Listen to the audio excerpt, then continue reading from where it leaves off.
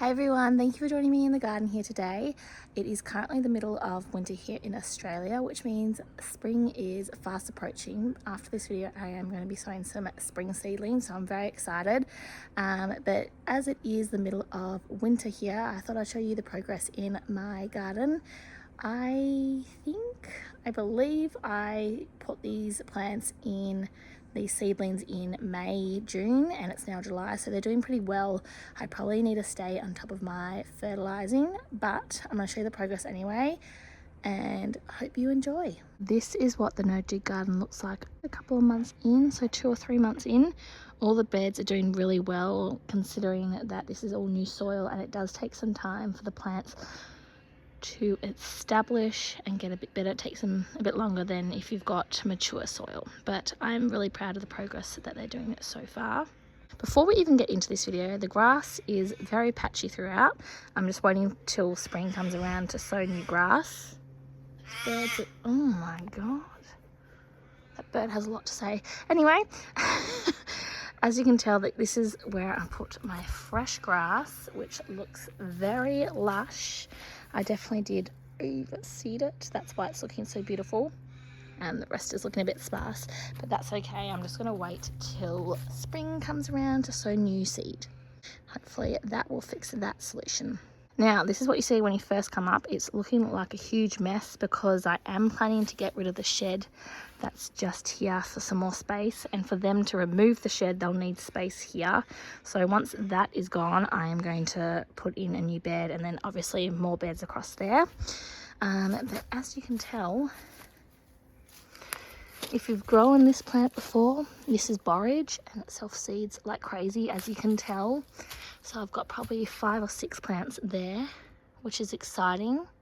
I can transplant them and put them in the beds, but I probably will do that a bit later. Here is the worm farm. It's doing really well. I've actually been away for a week. I left them with some food and I think they're still going through it. Yeah, they're still going through it, which is really good. But I've already received a lot of worm juice, which is exciting. So they seem to be enjoying their home. So as you can tell, we've got that pittosporum. That's another thing I want to get rid of, as it is blocking a lot of the sun. As you can tell, this bed in the winter is pretty much practically all shade, which does cause a bit of stunted growth. But in the spring and summer, it does receive, I'd say, partial sun, which is good. And I have actually successfully grown spaghetti squash in that bed, so it does do well in the spring and summer. But I do want the pittosporum gone because it drops its berries in the pool, and it's also just taking a lot of this sunlight away from the garden beds. We will start off with this bed. This is the only bed that I don't cover. I don't know why, I just don't, but it's doing really well.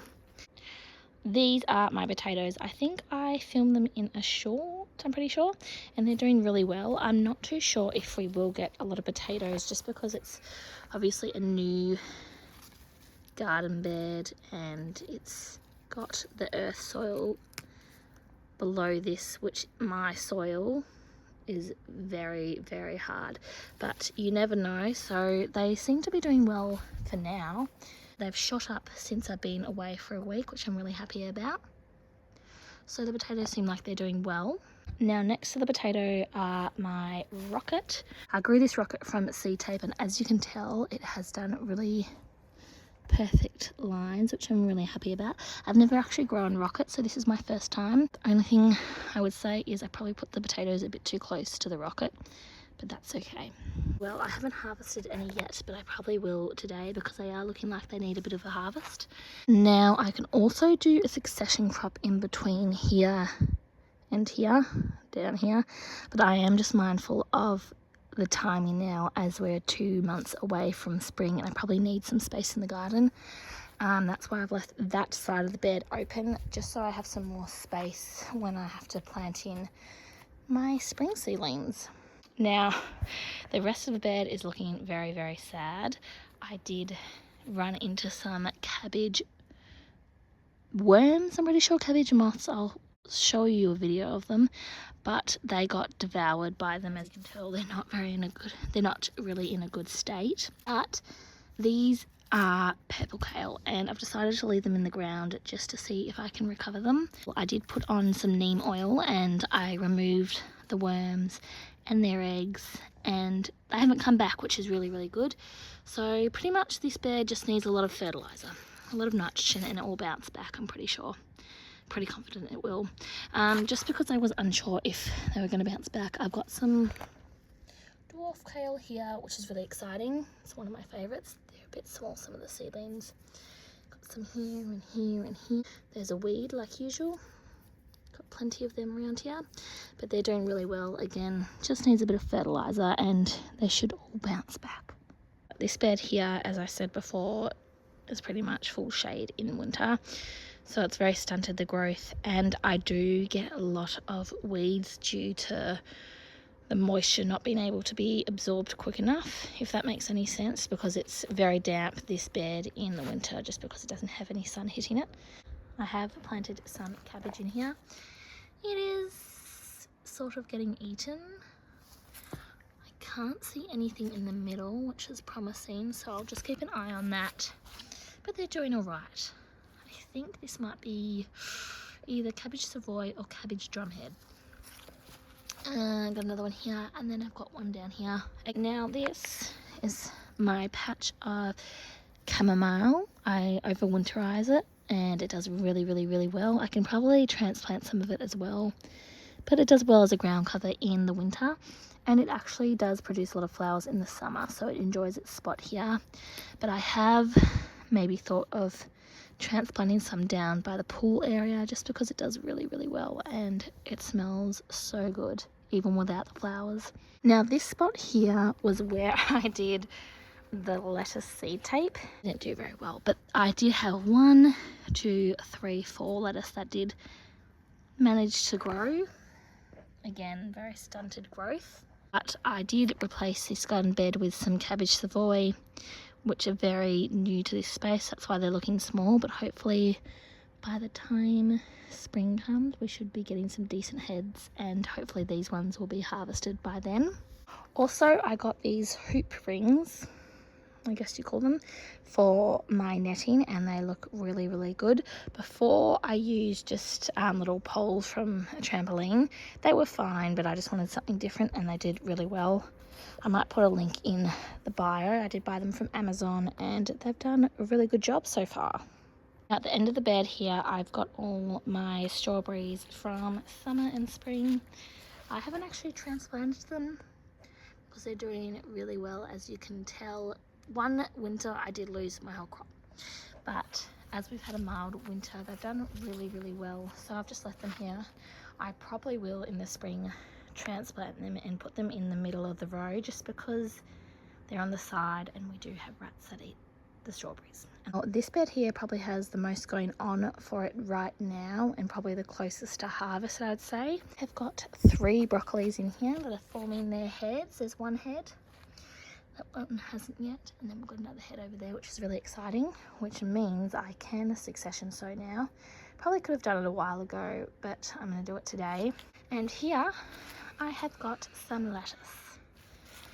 They're doing really well. They've got a bit of slug damage, but they're doing really well. And for this one, I don't think I did the seed tape, and I think they're pretty much perfect in line. Try to succession sow some in the middle here, and there was some in there as there are a bit of gaps, but they didn't grow. So what I'm going to do is I'm going to pop in some spare seedlings that I have. I think they're broccoli seedlings, just because we have the space, and I will be harvesting this lettuce soon. On this trellis here we have some peas. They're doing really well. They pretty much climbed to the top. They are looking a bit sparse, so again I just need to fertilise it. I've been a bit slacking on my fertilising, but they're doing really well. I think the variety is Green Fast. I'm not too sure, but they're Mr. Fothergill's seeds. And again, I just need to give them some more nitrogen, and I'll be harvesting them in no time. Home fresh peas are the best. They taste so much better than store-bought, so I'm excited to have them when it's time to harvest. Now, down here, I've got some exciting things. I've got some Easter egg radish. Look how cute and tiny. I'm not too sure if it's meant to be any bigger. I know some radishes can get bigger than this, but maybe this variety is smaller. But the Easter egg radish has different colours, so this is like a little ombre one. There are some deeper red ones that I have harvested before. As you can tell, they are getting some slug damage, but that's okay. We'll see if there are any more. So there's one that's like a true radish colour on there. I think it was, oh yes, yeah. See, there are some more to harvest here. We'll take them out now. That one. Take out this guy. Yummy. And we'll see if there are any here. Don't think those guys are ready yet. But how much fun. If you want something quick and easy to grow, it's definitely radishes. This is the last bed I have to show you. After this, I'll definitely put in some new seedlings because this bed as well will be ready to harvest soon. We have got my cauliflowers here. I think they're called Purple Sicily. Look how beautiful that purple colour is. How good does that look? It's definitely crying out for some food and water, so I'll have to get around to that. Got a tiny head in there. We'll see. There's one in here, yes. Another head in there, which is really exciting. Now, this is my first year that I haven't had any rabbits or guinea pigs. But what I usually do is cut off the outer leaves and give them to the rabbits, and they love them. But because I don't have any, I'm just putting them in the compost bin, which is really sad. But that's what you can do if you have any rabbits or guinea pigs. Now, this is the basil that I'm winterizing, trying to make it last till spring, and I think it might last. The middle is not looking too good. That's only recent, so recently it's just pretty much died back, but we've got the two sides, we've got that side and that side that are still got the leaves on and they're not looking dead. So hopefully it can last 2 more months and then we will have fresh basil, which I'm excited about. Now, next to the cauliflower, I've got all my spinach. This is baby spinach and it's doing really, really well. So well that I've done another succession row that is here. That's slowly trying to come out and mature. But that will be exciting, so I'll have some spinach in the spring as well. Next to this spinach, I've got my onions. Again, it's a bit hard to tell because I've just mowed the grass. I don't think that's an onion. No, that's some grass.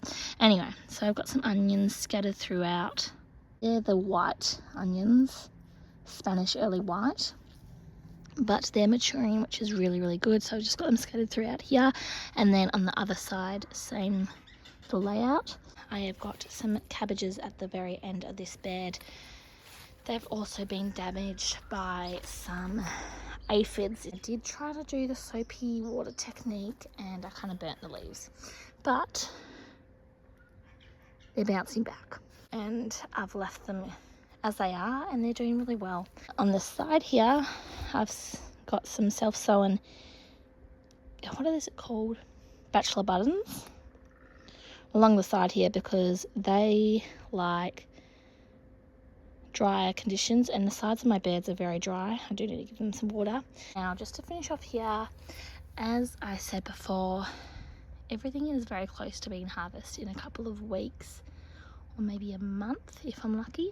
Because of that, I'm going to do some succession sowing, so I'm going to pop in some new cabbage, broccoli, and I've got some flowers which are my puppy peonies, which I'm really excited for.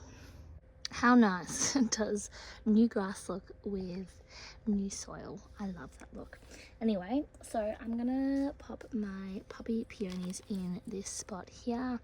I've got a couple of them. The reason I'm choosing this spot is not right now, but it does get a lot of sun as well as the soil's a bit drier on the sides of the bed, which puppies like. They like a bit of a drier soil.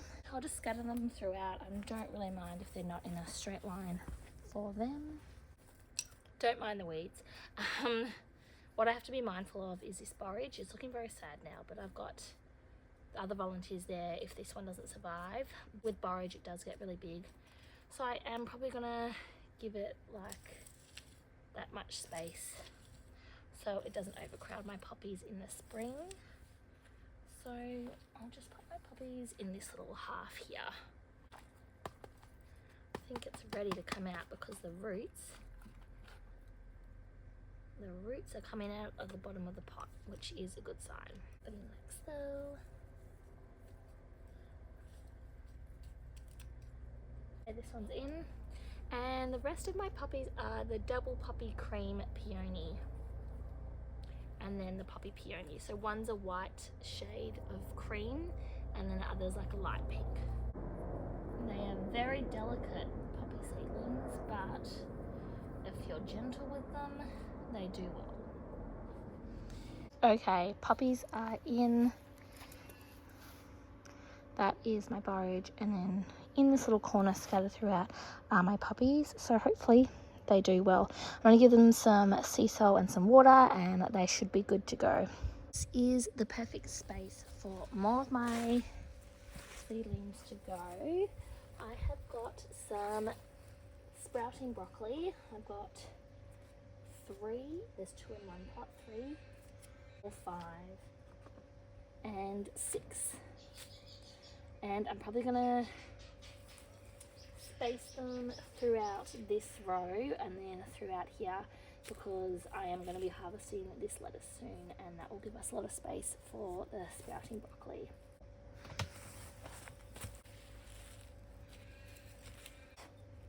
They'll be much happier in the ground.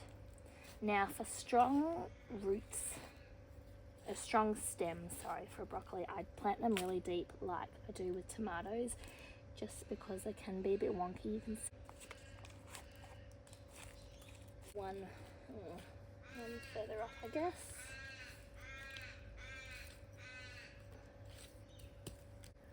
And we'll put one over here. Oh, there's a worm there.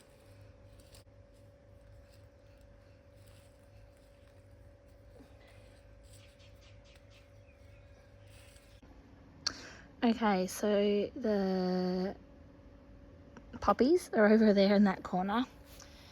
I've also down here just popped in a single cauliflower seedling. So once they're done, that will be there and not really in the space of my spring seedlings. And then over here, what we just did is the sprouting broccoli, which will do really well. And then we'll have space in here for my spring seedlings when my broccoli will be harvested. And I've just got one broccoli over there as well. Thank you for joining me here in the garden, and I hope to see you in the next video.